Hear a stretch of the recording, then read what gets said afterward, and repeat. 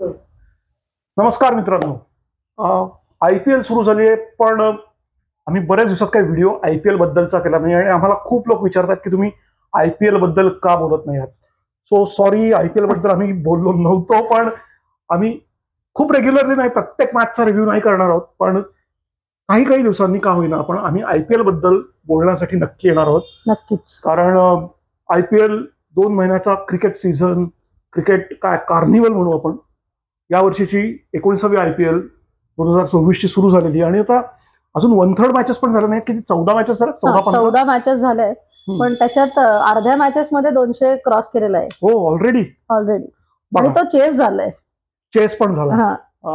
So IPL भन्नाट सुरू झालेली आहे आणि त्याच्याच बद्दल काही की मॅचेस बद्दल, की प्लेयर्स बद्दल आणि एकूणच काय चाललंय IPL मध्ये ह्याच्याबद्दल बोलण्यासाठी आज आम्ही परत एकदा भेटलेलो आहोत. तर सोनिया, IPL 2026 सुरुवात तर झाली आहे. एक प्लेयर आणि त्यांनी मारलेली एक 6 सध्या फार गाजते. करेक्ट. म्हणजे तुम्ही ओळखलंच असेल मी कुणाबद्दल बोलतोय. 15 वर्षाचा वैभव सूर्यवंशी आणि जसप्रीत बुमराला मारलेली त्याने 6 ती सुद्धा पहिल्या बॉलवर. म्हणजे ही चर्चा सुरू झाली होती जेव्हा राजस्थान रॉयल्स आणि MI ची मॅच होती आदल्या दिवशीपासून, की ह्या दोघांची बॅटल कशी असेल, की बुमराचा एक्सपिरियन्स आणि वैभव सूर्यवंशीचा जी स्टाईल आहे खेळाची त्याच्याबद्दल, आणि त्यांनी ते दाखवून दिले की समोर कोणी असू देत, कुठलाही बॉलर असू देत, मी फक्त बॉल बघणार आणि मला जे करायचं ते करणार. म्हणजे इट रिक्वायर्स गट्स. नक्कीच. बुमराला पहिल्या बॉलला अशी 6 किरकोळीत मारायची, त्याला खरंच गट्स लागतात. हँड आय कोऑर्डिनेशन, गट्स, आणि एक वेगळाच प्रकार होता तो. ती वेगळ्या लेवललाच 6 होती, नो डाऊट. पण त्यांनी झालंय काय माहितीये का, की RRचा एकूणच त्यांचं जे काय खेळणं आहे, त्यांचा गेम जो आहे तो खूप वरच्या लेवलला गेलेला आहे. वैभव सूर्यवंशी आणि यशस्वी जायस्वाल या दोघांनी ज्या पद्धतीने RRला प्रत्येक मॅचमध्ये सुरुवात करून दिलेली आहे आणि ज्या पद्धतीने ते दोघं खेळतायत, RRची टीम आता टॉप ऑफ द टेबल आहे. ती बुमराची जी 6 होती त्या मॅचला 11च ओव्हर होते, पण त्यांनी ह्या दोघांची जोडीने 150 केला 11 मध्ये. म्हणजे 11 ओव्हर मध्ये जर ते 150 करत असतील तर आपल्याला एक 250 वगैरे T20 बघायला मिळतील या रेटनी. बट नक्की त्यांनी टेबल टॉप केलं. आणि त्या दिवशी एका इंटरव्ह्यू मध्ये यशस्वी जायस्वाल म्हणाला की वैभव सूर्यवंशीला बघून मला मारावंसं वाटायला लागलं. म्हणजे ह्याच्यासारखं का. आणि बघा, 11 ओव्हरमध्ये जर एखादी टीम 150 करू शकते, तर या IPL मध्ये आपण 300 बघू शकतो. ते आता आय थिंक वैभव सूर्यवंशी सांगेल कदाचित. त्याला विचारूयात आपण. पण असं म्हटलं जात होतं की अभिषेक शर्मा, SRH त्यांची टीम 300 पर्यंत जाईल, 300च्या पुढे जाईल, ही शक्यता खूप जास्त होती. ते काही म्हणजे अवघड नाहीये, तेही करू शकतात. पण RR कडे बघून असं वाटतं की ते 300 क्रॉस करतील यावेळेला. काय म्हणजे ज्या रेटने चालू आहे ते पोचत आले जवळपास. आता 250 आय थिंक परवा ह्यांनी केला, RRनी केला का RCBनी केला, RCBनी केला. सो ऑलरेडी आपण 250 आणि 275 क्रिस गेलच्या काळात बघितलेलेच आहेत. तर 300 माहित नाही पॉसिबल आहे. पण आता तू RCB बद्दल बोललेस, ती मॅच पण भन्नाट झाली होती. क्लास. म्हणजे RCB वर्सेस CSK, काय साऊथ इंडियन डर्बी वगैरे आपण जे म्हणतो, पण RCBनी त्याचा क्लास दाखवून दिला. आणि स्पेशली टिम डेव्हिड आणि रजत पाटीदार 25 का 20 बॉल मध्ये त्यांनी 70 केला. म्हणजे तो खूप उशिरा ऍक्च्युली आलेला बॅटिंगला, आणि त्यांनी त्याच्या हाईटचा जो काय फायदा करून घेतला, ते एलिव्हेशनने जो काय मारत होता ना, ही वॉज अनस्टॉपेबल. नक्कीच. आणि तो असेल किंवा रजत पाटीदार असेल, त्या दोघांनी त्या मॅचमध्ये आपली बॅट तुफान चालवली आणि RCBला एक त्यांना हवा असलेला विजय मिळवून दिला. त्यांची स्टार्ट खूप चांगली झाली RCBची यावेळेस. RR असेल, RCB असेल आणि तिसरी टीम म्हणजे पंजाबची. या तिन्ही टीम्सनी अप्रतिम कामगिरी केलेली आहे. इकडे रजत पाटीदार, विराट कोहली RCB साठी जसे खेळतात, तसंच तिकडे श्रेयस अय्यर आहे. त्याच्या कॅप्टन्सी बद्दल खूप लोक बोलतात की खूप काय म्हणतात त्याला, स्पेशल वाटतोय तो ऍज अ कॅप्टन्सी मटेरियल. म्हणजे फ्युचर इंडिया कॅप्टन वगैरे पण त्याला मध्ये बोललं गेलं होतं की त्याची कॅप्टन्सीचं कौतुक रेग्युलर बेसिसवर होतंय. त्यांनी मागच्या वर्षी दाखवून दिलं होतं की तो काय करू शकतो, त्याची टीम काय करू शकते. सो पंजाबची टीम पण तेवढीच भन्नाट खेळते. पण 2-3 टीम्स आहेत की त्यांचं काहीतरी गणित बिनसलंय असं वाटतं. म्हणजे तुम्ही ओळखलं असेलच मी कोणाबद्दल बोलतोय. मी बोलतोय ते CSK बद्दल, मी बोलतोय MI बद्दल आणि KKR बद्दल. नक्कीच. सुरुवात मी एमआयने करीन. ह्याचं कारण म्हणजे त्यांच्या 11th प्लेइंग 11 मध्ये 2 T20 world World cup Cup जिंकलेले कॅप्टन्स captains आहेत. आहेत. म्हणजे आय थिंक सगळं परफेक्ट आहे. बट एक मॅच फक्त जिंकण्याची गरज आहे. काहीतरी गडबड होती एवढं खरं त्यांची आहे. गडबड होतीये. कुठे हार्दिकची कॅप्टन्सी चुकतीये का त्यांचं कॉम्बिनेशन जमत नाहीये का काय नक्की झालंय कळत नाहीये. पण होतीये गडबड. एमआयची गडबड होतीये. त्यांना कुठेतरी क्विक फिक्स करणं आवश्यक आहे आणि लवकरात लवकर जिंकणं आणि ट्रॅकवर येणं आवश्यक आहे. तशीच गरज आहे ती CSKला. सीएसके तर आय थिंक सगळेजण मान्य करतील की धोनीला मिस करते. हो, पण आता धोनीच्या पण हा, प्लेयरांनाही आवश्यक नक्कीच. आहे. कारण तिकडे ना ऋतुराजला हेल्प करायला सॅमसन आहे. खरं बघायला तर त्यांच्याकडे जरी यंगस्टर असले तरी क्रिकेटिंग ब्रेन असलेलं संजू सॅमसन त्याच्याकडे असताना त्यांचं गणित कुठे चुकतंय हे थोडंसं अवघड जातंय कळायला.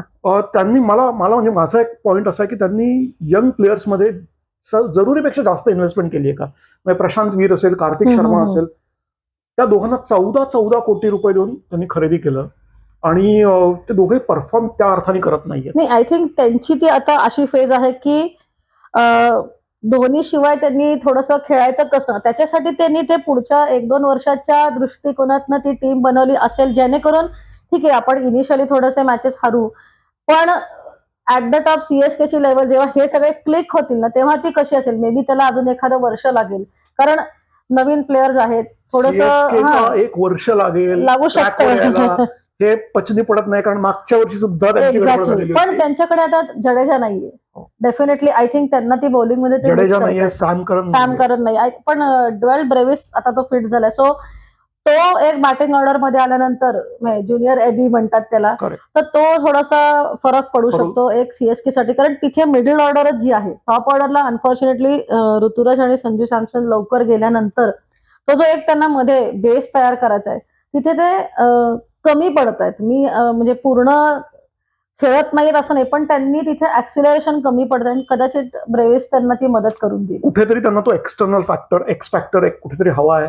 आय होप पुढच्या मॅचेस पासून ते परत कुठेतरी ट्रॅकवर येतील. पण आता त्यांना ब्रेविस आला नंतर पुन्हा प्लेइंग 11चा विचार करावा करावाच लागणार आहे. सो CSKलाही त्या काय म्हणतात जिक्सॉचं ते पझल सॉल्व्ह करायची खूप गरज आय आहे. थिंक त्यांना एक चांगल्या मॅचची गरज आहे. त्याच्या पुढे ते विनिंग मोमेंटम त्यांना मिळत नाहीये किंवा एका संजू सॅमसनच्या चांगल्या इनिंगची संजू असेल, ऋतू असेल, एनीवन ऍक्च्युअली आयुष म्हात्रे असेल माहित नाही आयुष पण मात्रे असेल. त्यांना ती गरज आहे. आणि KKRचंही गणित थोडंसं बिनसलंय. रहाणेच्या कॅप्टन्सी बद्दल त्याच्या बॅटिंग बद्दल खूप बोललं जात आहे पण मला असं वाटतं रहाणे उत्तम कामगिरी करतोय ऍज अ बॅटर आणि ऍज अ कॅप्टन. नक्कीच. कारण मी म्हणेन की मध्ये त्याला बऱ्याच जणांनी ट्रोल केलं फॉर द स्ट्राईक रेट पण 2023 ते 26 राणेच्या strike rate one of the best राहिलेला आहे. 100+ राहिलेला आहे. सो एक रहाणे नाही काही करू शकत. त्याला ती सपोर्ट मिळत Support नाहीये जो system बाकीच्या प्लेयर्स कडनं मिळायला पाहिजे तो मिळत नाहीये किंवा तो कमी मिळतोय. असं वाटतंय का तुला की आपण कुठेतरी जे लिजंड्स जे होते ना IPL लिजंड म्हणजे धोनी असेल, विराट असेल, रैना असेल, आता या सगळ्या जनरेशन पासून आपण पुढे आलेलो आहोत, नेक्स्ट जनरेशनकडे आलेलो आहोत आणि नेक्स्ट जनरेशन ही कुठल्या तरी म्हणजे MI किंवा CSK कडे न राहता ती आता सेंट्रलाइज झालेली, विखुरली गेलेली आहे, डिसेंट्रलाइज झाली आहे. असं वाटतंय का की त्यामुळे चांगले प्लेयर्स सगळ्या टीमकडे गेलेले आहेत. पण इनवे ते चांगलं आहे मी म्हणेन नक्कीच. कारण ते झालं आहे त्याच्यामुळे मग कदाचित त्यांना थोडंसं जिंकायला वेळ लागतो कारण सगळीकडेच एक चांगले प्लेयर झाल्यानंतर तो एक म्हणजे जसं पूर्वी होतं की रैना, धोनी हे सगळे जडेजा हे सगळेच एका ठिकाणी आल्यानंतर मग होते ना. तर तसं म्हणजे आता फॉर दॅट मॅटर RCB कडे पण कोहली, AB डिव्हिलियर्स, गेल हे सगळे असताना ते जिंकले नाहीत. पण रजत पाटीदार आला कॅप्टन्सी बदलली आहे. Kohli is in different form of course त्याच्यामुळे पण ती जी एक टीम कॉम्बिनेशन होतं ते आता RCBला सापडल्यामुळे त्यांनी ते जिंकलं आणि आता ते डिफेंड करतायत. बट हे जे तू म्हणलंस चांगला एक पॉइंट आहे की टॅलेंट आपल्याकडे खूप आहे आणि ते विखुरलं गेलं पाहिजे ज्याच्यामुळे बाकी यंगस्टर आता आयुष म्हात्रे असेल अंडर-19चा तो प्लेअर आहे. आणखीन एक इनिंग सांगायची झाली तर समीर रिझवी दिल्लीचा त्यांनी 2 दिल्लीच्या क्रुशियल मॅचेस जिंकून सो ह्यांना त्यांचं परफॉर्मन्स म्हणा किंवा पोटेन्शियल दाखवायची संधी जास्ती मिळते आणि तेच आपल्या म्हणजे इंडियन क्रिकेटसाठी खूप चांगलं आहे. मी नक्की नक्की. पण जिथे आपण या सगळ्या बॅटर्स बद्दल बोलतोय ना तिथे मला एका बॉलर बद्दल बोलायचं आहे जो one of the Indian greats असं आपण त्याला म्हणतो आणि तो आत्ता अनफॉर्च्युनेटली आपल्या टीम मध्ये नाहीये, पण तुला लक्षात आलं सेमीकोडाबद्दल मोहम्मद शमी मोहम्मद शमी. म्हणजे ह्या एजला येऊन इतकी कन्सिस्टंटली चांगली बॉलिंग टाकून तो